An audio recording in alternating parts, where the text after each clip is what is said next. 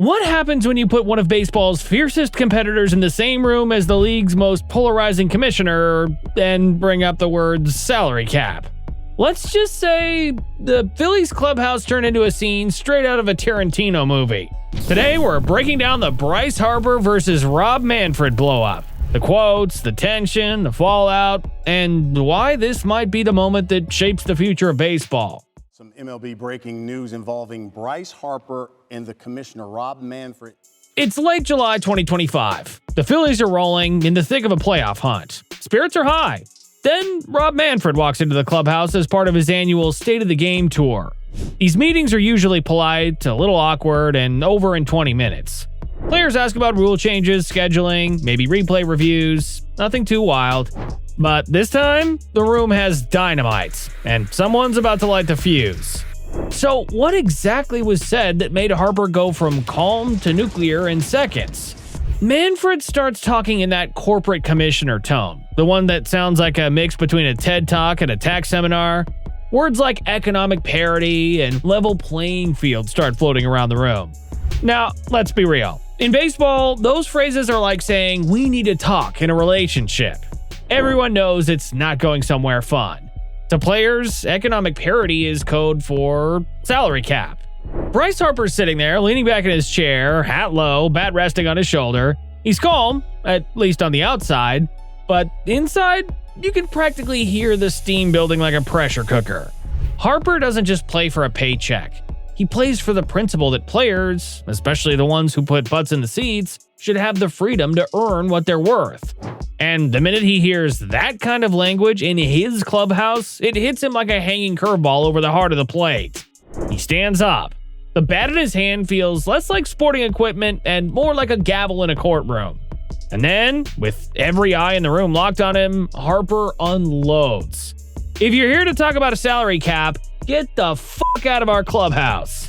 Not a shout, not a scream, just loud enough that it cuts through the air like a fastball at 99 miles per hour. The clubhouse goes dead silent. No shuffling, no whispers. Even the guy in the back half unwrapping a protein bar freezes mid-peel. It's the kind of silence you feel in your bones. This isn't just about contracts. This is about the soul of the players' union. About telling the guy who runs the whole league, "You don't walk in here and float that idea. Not in my house." Surely the commissioner backed down, right? Wrong. The silence after Harper's line hangs in the air like a high-pop fly in the infield. Everyone's waiting to see who's going to move first. Rob Manfred doesn't blink. No smirk, no flinch, no backpedal. Instead, the commissioner, in his pressed suit that somehow looks out of place next to 25 sweaty ball players, slowly straightens his papers, takes a half step forward, and fires back. "I'm not going to get the fuck out of here." Boom. You can feel the temperature in the room jump 10 degrees. It's no longer a meeting. It's a standoff. One of baseball's most marketable superstars versus the man who literally runs the game. The players' eyes are bouncing between the two like they're watching a rally in tennis. Harper doesn't move. He's gripping the bat now, not in a threatening way, but like he's anchoring himself to the ground. Manfred's tone is calm but sharp. The kind of calm that says, "I've been in boardrooms with billionaires. You're not gonna rattle me." In the back, a rookie shifts uncomfortably in his chair, probably realizing this is his first real taste of the business side of baseball. Meanwhile, the veterans, they're leaning forward, soaking it in like they've been waiting years for someone to finally say what Harper just said.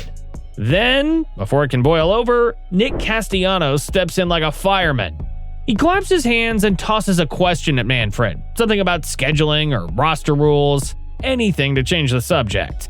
It's a classic move. Redirect before two alpha personalities start circling each other like it's an MMA weigh-in. Manfred answers, the room's tension loosens just a hair, but everyone knows nothing about this exchange is over. This is just the first inning.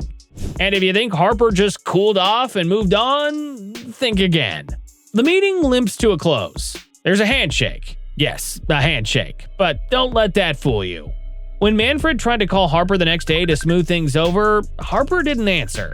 No call back, no text, just silence. The message was clear.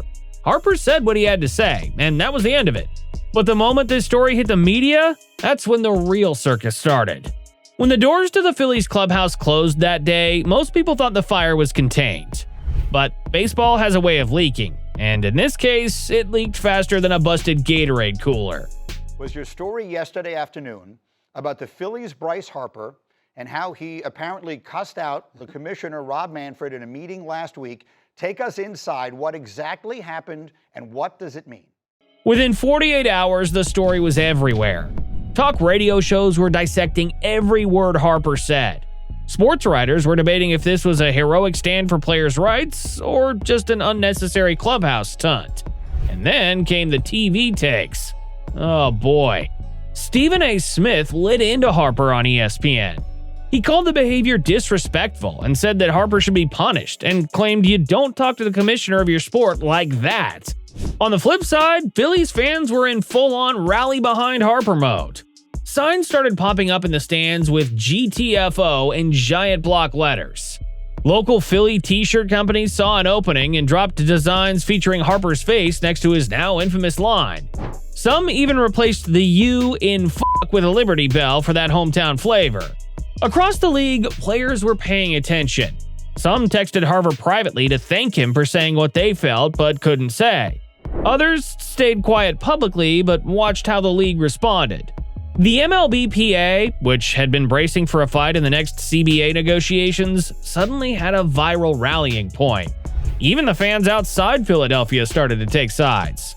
Small market fans wondered if Harper was protecting the big spending teams at their expense. Big market fans saw it as a defense of player freedom. Either way, everyone was talking about it, and that's the one thing MLB's front office didn't want. Meanwhile, Harper, he stayed locked in on baseball. No media tour, no long-winded explanations, just a quiet, simmering presence at the plate and at first base, letting his bat do the talking while the rest of the world debated his words. What was once a behind-closed-doors confrontation was now a league-wide conversation, and the line in the sand for what's coming in 2026 had been drawn. While the public only saw the headlines, inside the Phillies clubhouse the reaction was electric and complicated. One young pitcher, still fresh from the minors, reportedly told a teammate, "I've never seen anything like that. I thought we were all getting fined." A veteran infielder was grinning ear to ear afterward, saying Harper just went full captain mode. The coaching staff stayed neutral in public, but one assistant was overheard saying, "If the guys weren't fired up before, they sure are now." Harper didn't parade around like a conquering hero afterward. In fact, he barely spoke about it internally. But for some teammates, the respect meter shot up. This wasn't just a star player protecting his paycheck. It was a franchise cornerstone standing up for all players. Harper's blow-up might feel unprecedented, but baseball history is full of player league clashes.